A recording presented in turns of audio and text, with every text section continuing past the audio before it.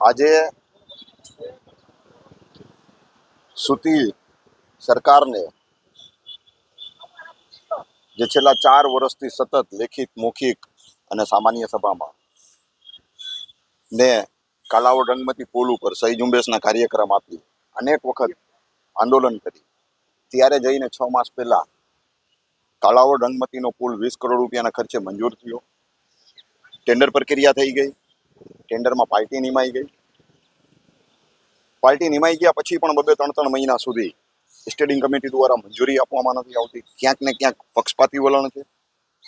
કાલાવડ બ્રિજની હયાતી સ્થિતિની આપણે જો ચર્ચા કરીએ તો નીચે આખા સળિયા ટીંગાઈ છે, સાઈડ રેલિંગો તૂટી ગઈ છે, અતિ જર્જરિત છે, હજારો વાહન નીકળે છે, ભયાવહ સ્થિતિમાં છે. અકસ્માત થાય એવી ગંભીરા જેવી દુર્ઘટનાની ક્યાંક આ સરકાર રાહ જોઈ રહી છે.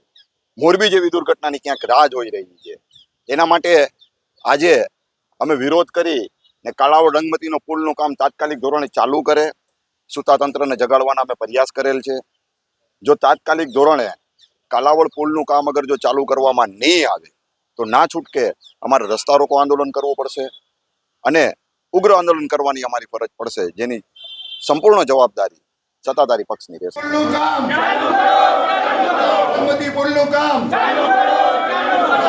મોરબી જેવી દુર્ઘટનાની રાહ જોવાનું મોરબીની સરકાર મૂંગી બેરી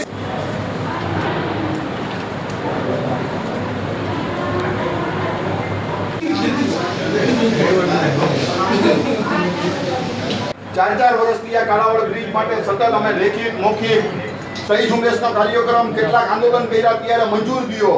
મંજૂર થયા પછી 6 મહિના થઈ ગયા. 6 મહિનાથી ઇરાદાપૂર્વક સ્ટેન્ડિંગ કમિટી અને ચેરમેન દ્વારા